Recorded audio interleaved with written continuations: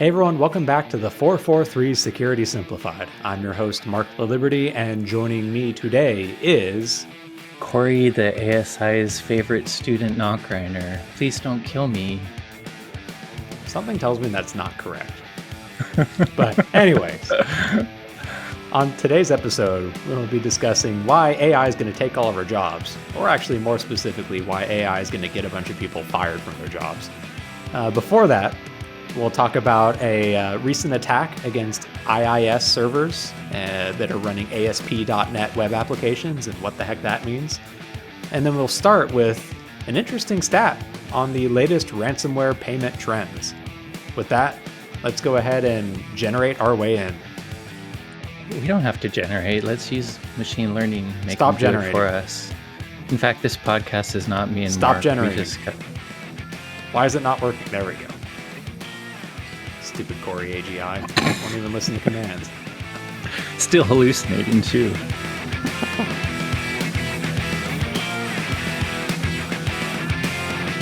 So let's start this week with what used to be, I feel like, our favorite topic to talk about on this podcast. But was it ever really our favorite or just prolific? No, not at all. This was my favorite topic probably 8 or 9 years ago. Yeah, but when I'm super burned out. Anyways, we're going to talk about cryptocurrency and ransomware and all sorts of fun stuff. So blockchain analysis firm Chainalysis just published a report last week of their analysis of ransomware payment activity in 2024, specifically more the second half of 2024 to round out the whole year. The main highlight, though, that was really interesting and stood out to me was that ransomware payments were down 35% when compared to 2023. They were at just around 815 million, so below $1 billion now, and down by like a third, which that's kind of interesting. They mentioned that this is despite being it was actually up slightly at the halfway point for the year. And there was even some record-breaking payments, including a $75 million payment to the Dark Angels ransomware group earlier in the year. But payment activity slowed considerably in the second half of the year. Looking at the top 10 ransomware strains, Akira is the only one of the top 10 that actually increased their revenue in the second half of the year compared to the first half. All the other ones dropped pretty considerably, with a couple just dropping off the face of the earth entirely for reasons that we'll get into again, but we've discussed on the podcast. I guess let's actually go over two of those right now. Like Lockbit used to be one of, if not the biggest ransomware operator, but they had a international takedown back in early 2024. And Chainalysis noted that their payments decreased by 79% in the second half of the year. Black Cat and Alfie, another major one, just entirely exited in January of last year through an exit scam after, the HCA breach, I think. They ran off with the extortion amount and didn't pay their affiliate and just completely dropped off by the end of the year. So, pausing here, my main takeaway is, with Black Cat dropping off and, no one really filling the void that they left. Same with Lockbit as well, too.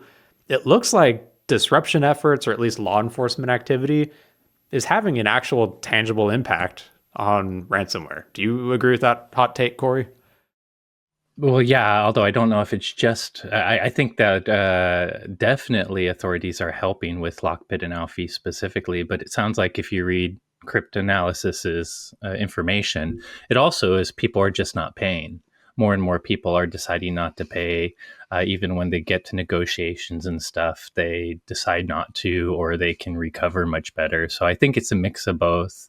And by the way, the only reason cryptocurrency is involved in this is all this comes from tracking wallets, obviously. I don't know if you mentioned at the beginning, but the way Cryptanalysis gets this is they track known wallets as they bounce around all kinds of exchangers and other things that maybe we'll talk about later. That they can track where the money is going and how much payment they see coming to these new wallets. I guess theoretically, there may be new wallets they don't know of, but it sounds like they're also tracking new ransomware groups, and the new ransomware groups are often making crap up.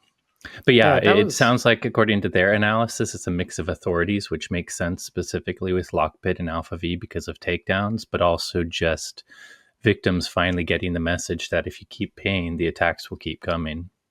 that was one of my like first thoughts was is ransomware down just because they aren't finding stuff? But I think you're right on that end that maybe maybe it is actually just people not paying. Like they actually showed some stats later in the report where they tracked both the like the number of leaks that came out of ransomware operators when compared to the number of payments. And they assumed that they would probably have some correlation, but they showed that the number of leaks were actually increasing over the course of the year, even though payments were dropping, which seems to indicate that ransomware attacks may still be trending up, but people just aren't paying the ransom demands. Yeah, and to be fair, it seemed like at the beginning of the year, maybe there was a little bit more correlation, but sometime during the year, maybe victims got fed up or something, who knows? Or could have been when takedowns happened too. Yep. They had another interesting chart where they showed like the spread of payment amounts. And historically, if you look back like 4 or 5 years, the bulk of payments were in between the $500 to $1,000 range.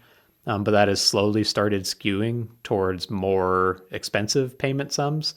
Now there's a pretty large chunk of them in the 100,000 to like $1 million range, which they noted was because of a few pretty major outliers that caused some of that skew. But just in general, ransom payment amounts are going up now too.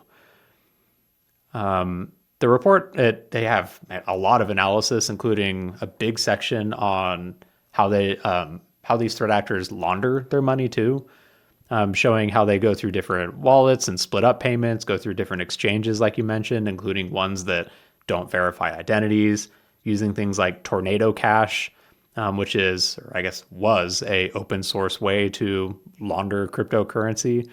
I think the author of that one we talked about maybe a year ago got arrested for developing that software because the U.S. government decided it was specifically made for money laundering, which is illegal in this country.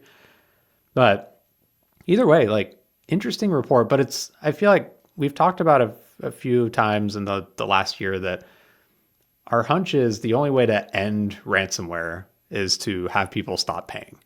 And this seems to kind of back up that theory that, at least people are slowly stopping to pay. And maybe that means we will stop seeing or start seeing reduced ransomware attacks. I don't know. I definitely hope. It'd be interesting if they just changed the leak tactics, although how do they monetize that, or just resale of the stolen data? Yeah. But Because that's I'm the other glad. side of I'm this. glad. Yeah. Like, I feel like we collectively as an industry have gotten better about data backups and data recovery. So organizations may not need to pay in order to recover their systems. And so it really is just that secondary extortion of them saying they're going to leak your data, which, like, my own opinion on that is once they've stolen it, it's out there. And me not paying or me paying them isn't going to stop it from being Can out you there. It's trust not them going to not stop. to leak it later, anyways, once they have it? Exactly. Like a lot of this data does end up leaking no matter what, and so why bother paying them money for it? And maybe if that's the take that organizations start having, maybe we will finally see a big drop in just ransomware in general. I don't know. Maybe That I'm would just be thinking fantastic. hopefully. No, It I would be think it's fantastic. possible. They may have to move to, they had plenty of other techniques they used and monetized before they stopped working, and that got them the ransomware. But maybe now ransomware dries up, they'll have to find other ways to monetize again. We'll Yeah. see. What do you think they will use for monetization next, or go back to using again? I Like don't know what data is going to become important now that AI is important. just data in general, I feel like. I don't, yeah. Well, we'll see. We'll see. We will see. Credit cards are definitely, maybe there'll be new flaws in EMV readers, and suddenly credit cards will become valuable again if they find some way to fraudulently use them. Yeah, that It is true. evolves. But hey, if we get a decade of them not really doing ransomware and not figuring out a new way to monetize, I won't complain either. 100% agreed with that one. Then we just have to worry about the nation state spying and knocking things offline. Yep. Good thing we are setting ourselves up for success as an American country, at least on that Oh one. yeah, Yeah. sure. We totally not Yep. doing any mistakes there. No, exactly. Moving on, though, there was an interesting post I had stumbled across just last week, actually just the other day, from Microsoft's threat intelligence research team, where they posted a blog post about a unknown threat actors campaign that delivered the Godzilla post-exploitation framework to Microsoft IIS servers that were running ASP.NET applications. There's a couple of acronyms in there. Maybe we should talk about ASP.NET real quick for folks that didn't grow up making websites in the 1990s. ASP.NET, it's a server-side programming language used to create websites or APIs. You can think of it as like a competitor to like PHP or other server-side languages to deliver active content. Yeah. But it's got this, in my opinion, kind of funky mechanism for how it maintains state for like a user session as they are browsing across a website. You know, most other, or at least some other popular website frameworks, they maintain the user state like locally in a database. And as the user loads up a new page, they'll use the session cookie from that user to go retrieve relevant data and then send it back to the user. ASP.NET does this, in my opinion, funky thing where they use something called the view state variable or mechanism, where it's basically a big blob of formatted data that is that user's state as they are browsing the website. It could be like their account info, their shopping cart, the contents of the page that's dynamic for that specific session. All of that is actually transmitted to and saved locally by the user. And when they go browse to another page or submit another request, they send that whole blob back to the server so the server knows what to work with. And as you might suspect, without any form of like cryptography protection on that, the user could theoretically just modify whatever's in there and send it back to the server, and the server wouldn't know. But thankfully, there is a mechanism for protecting it. They've got what's called a validation key that's saved somewhere, hopefully, securely on the web server, that's used to cryptographically sign a message check algorithm for that blob of data, so that when they send it to the user, if that user were to tamper with it, the MAC, the message authentication code, would no longer be valid, and the web server would know that the user tampered with it. There's also a decryption key that the server can use to encrypt more sensitive values that it passes to the user. But basically, there are these two really important keys that if an attacker were to compromise them, they would be able to forge a quote-unquote valid view state blob and basically control whatever data that the server was processing for the user. So go ahead.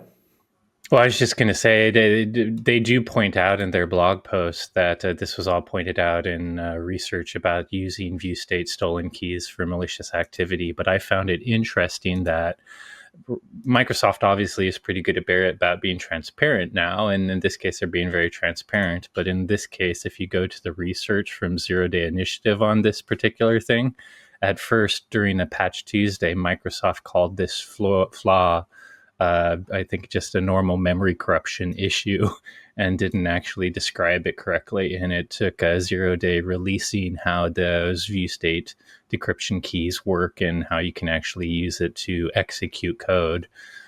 So they don't always get it right, or at least you got to realize in Patch Tuesday, they may not completely describe the detail.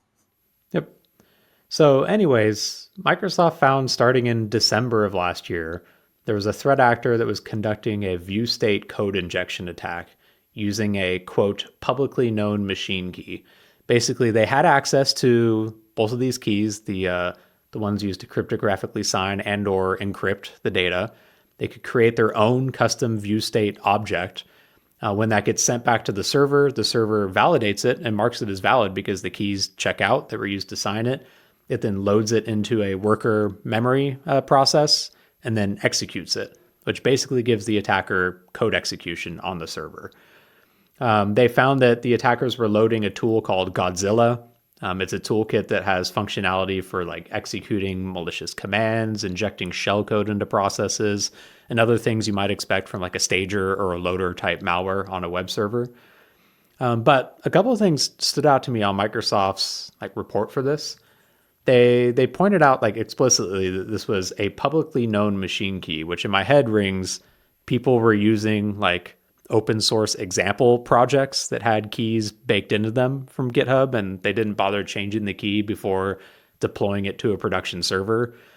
In their guidance, they also recommend securely generating keys, obviously, avoiding using default keys or ones listed in public repositories. So again, calling out that this seems to be a case of either like a handful of leaked keys or ones that were a part of public example repositories that people never knew to change or never bothered changing. And I don't remember if you mentioned this number at the beginning when you went into what ASP was, but part of this is Microsoft has found 3,000 of those publicly exposed keys on these probably primarily source repositories. So hopefully all those people are now being, organizations are now being,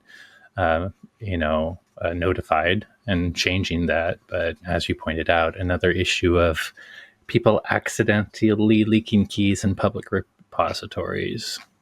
This is one of those where like I still like working on coding stuff in my free time too, just to keep my hands dirty. And I often reference like example projects when I'm working on something just to either get an idea of how something should work or like depending on what the project is, like using that as a framework to build something. Yep. And more often than not, like when you set up let's say a development build of something, the project on GitHub will come with an encryption key or a session, like a hard coded secret material in there just so it works when you're working in a development state. And if you're not like reading, if you don't read the docs and understand that you need to actually change that with something more secure, you could end up with that in production. And now everyone knows your shared secret for something. So it's almost like some of the framework repositories default state is insecure, and maybe they're not, what's the word, proactive enough to let you know you should have a more secure set of settings to start with. Or you need to go back and change this after you prototype. I kind of understand wanting to have like a default config that, just works without a user needing to do something, whether building an app or whatever. But I think there is absolutely merit to not including secret material and throwing a just intuitive error when they try and run it so they know they need to go generate a key just to prevent this type of thing. And I think that falls in line with like what CISA is recommending, or are they still recommending it? I don't know. Did CISA kill the Secure by Design initiative yet? Has that been eaten up by Doge yet? We don't know. But probably everything else, you're all fired, or maybe they're deciding whether or not to take their early quitting payout. Exactly. Anyways, politics aside, like it goes along with what they're saying. Don't include default passwords anywhere, and maybe for like web applications, even example projects, have a mechanism for randomly generating something for secret material would probably be pretty beneficial to prevent this type of attack. And if you are a framework that has those example projects to start with, just at the very least, be very vocal if you do have a default basic password that happens everywhere and is not changed. Exactly. If you do have an IIS server, make sure that your validation key and decryption key are securely protected. Microsoft recommends also encrypting that sensitive information in the web.config file once you've deployed that application to make sure that those secrets are never in plain text on the file system.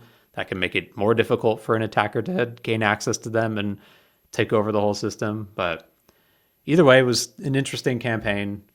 And maybe at some point we will finally stop using default credentials all over the place in every application that people seem to use. But yeah, because in the history of time, people always decide to eventually make the right decision and never make security mistakes. Exactly. Sorry. Maybe the news is making me overly cynical. Not that that's as unusual for us. Well, here's another happy story for us to talk about. This one's a report from Harmonic. They're an AI risk management company. I tried to go through their website to figure out exactly what they do, and it seems to be mostly about like monitoring organizations' use of artificial intelligence. But anyways, they put out a report called From Payrolls to Patents, the Spectrum of Data Leakage to Gen AI in 2024, where they analyzed what they said tens of thousands of prompts that were sent to ChatGPT, Copilot, Gemini, Claude, and Perplexity to look for data leakage trends in quarter 4 of 2024. And they had a couple of interesting stats that I think are worth talking about. So the first one was they found that 8.5% of prompts sent to these chat GPT like tools contained what they called sensitive information. And for that sensitive information, the categories were customer data, that was around 46%, includes like billing info, customer authentication material, profiles, payment transactions, even credit cards in some cases. Employee data was 29%, mostly payroll information and PII. Legal and financial data was 15%, mostly financial projections, portfolio data, legal disclosures, and M&A activity. Security was 7%, and that was mostly access control policies, system configs, network configs, incident reports, and user access logs. And then what they called sensitive code was 6%. That was almost entirely access keys, but in some cases proprietary code. But still 8.5% sensitive information sent to these chat agents. Corey, any hot take on that? It's just ouch. I mean, I do still think we have more training to do within our own organization, but I think you and me have pointed out many times that if you're using a public LLM that you're not paying for, you should not put any data in a prompt that's important to your company or yourself, because and this is just proof that people are. And I mean, I get it from a usability standpoint. Gen AI and LLMs become useful when they have all your company's data. For an internal AI assistant, you want it to know everything because that's how it becomes efficient and does everything cool for you.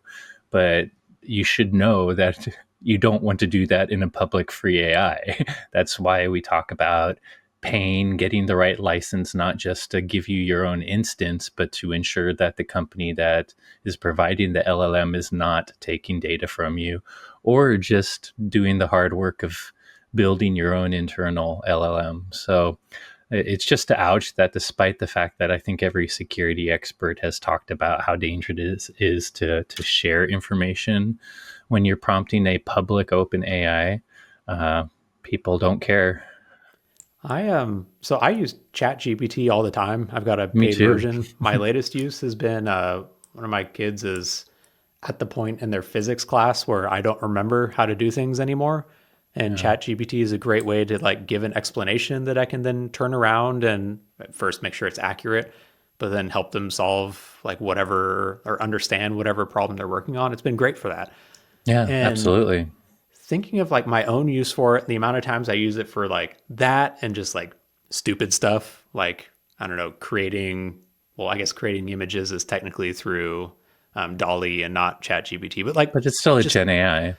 yeah, totally like just benign things. 8.5% seems really Really high for high. like Yeah. just sensitive data input into ChatGPT. But Like, I think people are starting to realize they can use it for work, right? yeah, I mean, I do use it for work, but if I'm using, I also pay for a chat GPT, but if I'm using one that's not under our control, I will only do it for where I'm taking public security threat research and trying to quickly get summaries of it, or for basic writing tasks.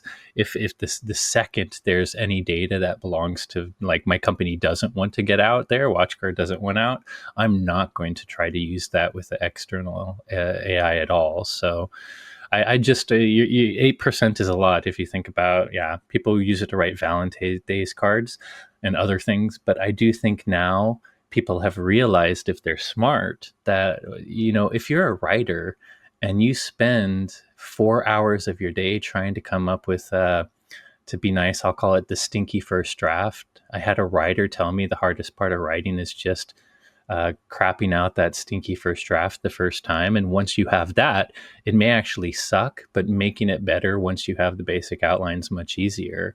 So, like, a writer can just take a bulleted outline and get something in writing really quick. And if you think about it, if they're trying to do that for work, they might have to use the latest corporate stats on something, or you could see why now they're learning, oh, I don't only need to do this to do funny creative things for home. I can actually cut out the amount of time it takes me to write a report for work. And I think once more and more employees do that and they don't have a corporate policy to keep them away from doing this in public prompts, it's going to be dangerous. And I don't mind people writing with it. I have my own ego where I want to make it my own, but it's dangerous for a company if people are getting the efficiency using sensitive corporate data that they don't want released publicly. And they actually they had a stat that they tracked for that too in their report. They found that 64% of ChatGPT users used the free tier, and that was also 59% of Gemini users, 75% of Claude, and 50% of Perplexity.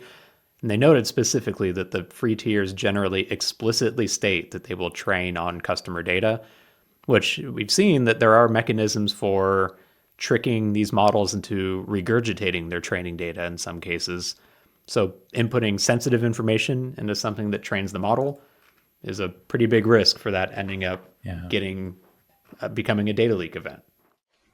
On the flip side, by the way, if you can find efficiency gains on non-sensitive things, there's apps. I think you'd be not smart as an employee not to use this for non-sensitive things.